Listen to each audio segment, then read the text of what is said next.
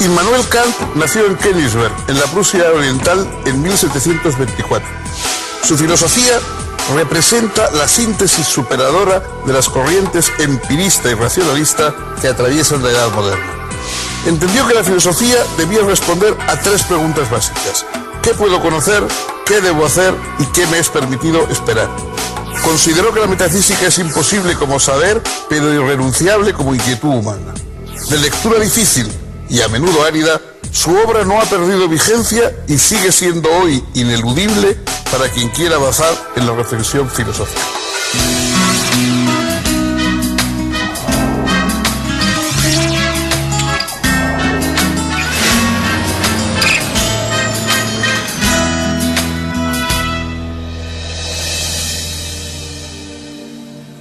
¿Qué tal, amigos? Bienvenidos. En la historia de la filosofía hay personajes originales, pensadores de vida extraña, gente que se ha salido de todos los cánones académicos o incluso sociales, pero también hay el caso contrario, el caso de una especie de profesor de filosofía prototípico. Immanuel Kant es el primer nombre que viene a la boca cuando uno piensa en el filósofo de oficio, un profesor de universidad que dedicó toda su vida a la docencia, que no tuvo ningún incidente ni ningún acontecimiento digno de mención, que vivió siempre en el mismo lugar, en la pequeña localidad de Königsberg, en la Prusia Oriental, hoy es Rusia. Nunca se movió de su ciudad. Allí llevó a cabo una vida rutinaria. Se dice que los ciudadanos de Königsberg ponían su reloj en hora cuando veían pasar en su paseo de todas las tardes al profesor Kant, porque era de lo más rutinario y de lo más ordenado y disciplinado posible. Y sin embargo, la obra que escribió ya muy tardía, porque su gran obra, La crítica de la razón pura, la escribe con 60 años, o más de 60 años. Sin embargo, la obra que escribió es una obra profundamente revolucionaria en el terreno del pensamiento. Es imposible, digamos, pensar lo mismo después de Kant que antes de Kant. A pesar de su aspecto poco original y poco estruendoso, Kant fue un gran ilustrado, perteneció al siglo de la Ilustración, el siglo XVIII, y él mismo se preguntó y estudió qué podía querer decir ser ilustrado. La ilustración para él es que los seres humanos salgan de su minoría de edad, de esa especie de minoría de edad en la que han estado tutelados por dioses, por autoridades, por grandes maestros. Y dice Kant que el lema de la Ilustración es sapere aude, atrévete a saber por ti mismo, piensa por ti mismo sin el peso de todos los grandes maestros del tiempo. ¿Y cuáles son las conclusiones a las que se llega cuando ese pensamiento no tiene más trabas que las que la razón pueda encontrar en sus límites? Esta fue la gran revolución hecha por un hombre convencional y aparentemente nada revolucionario. Quizá no haya, a pesar de su aparente tono gris, nadie más fascinante en la historia moderna de la filosofía que Immanuel Kant, al que vamos a presentar a ustedes en unos momentos.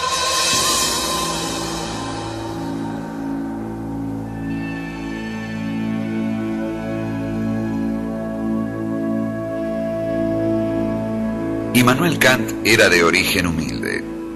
Su padre fue talabartero y solo con enormes sacrificios pudo afrontar los gastos de la educación de su hijo. Pero Immanuel mostró enormes condiciones intelectuales y no tardó en encontrar benefactores que le permitieran continuar sus estudios en los niveles superiores. Estudió lógica, metafísica, ciencias naturales, geografía y teología en la Universidad de Königsberg. Al completar sus estudios, se empleó como preceptor en un par de familias nobles y luego ocupó una plaza de ayudante bibliotecario. Para esa época ya había escrito algunos textos que le fueron dando prestigio académico.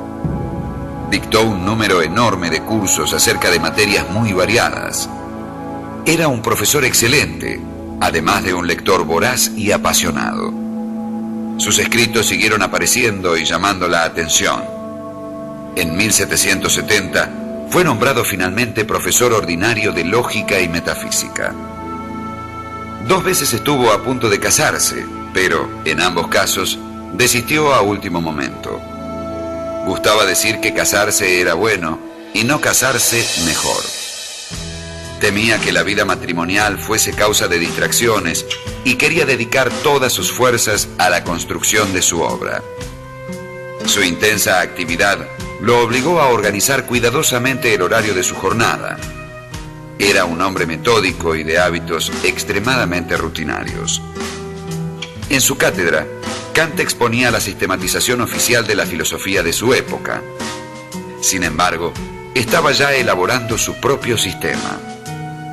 Cuando comenzó creyó que la redacción le insumiría unos 3 meses, pero trabajó en ello durante 11 años. La obra se publicó en 1781. Su título era Crítica de la razón pura.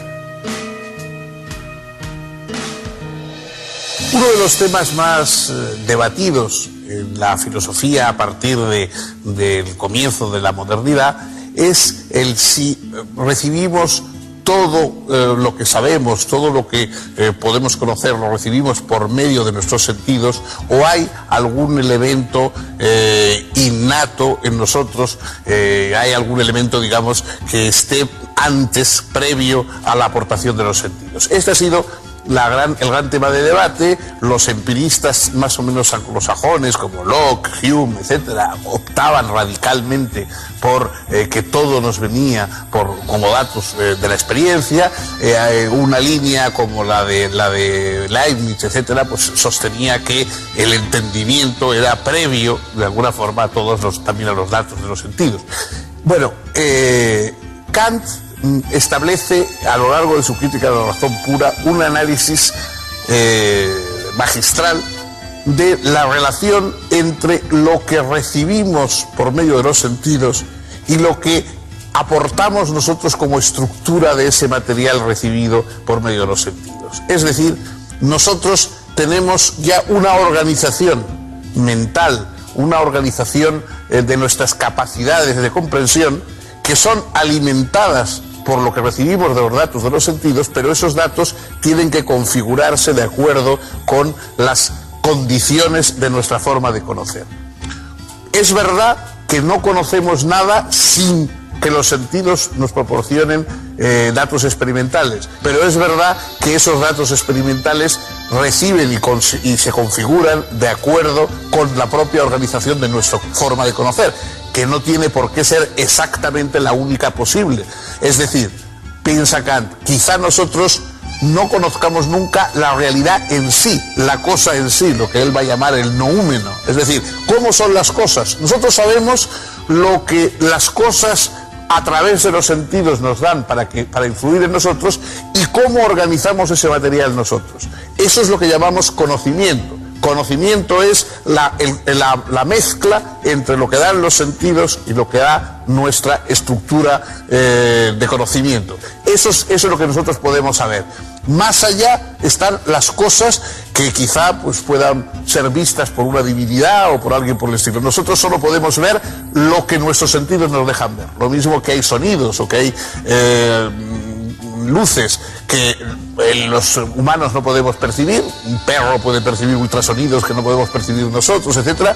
Del mismo modo, lo que nosotros recibimos está condicionado por lo que nosotros somos capaces de comprender y de organizar. Esa teoría cognitiva que resuelve una polémica de siglos es quizá la mayor aportación en el terreno de la epistemología de Immanuel Kant.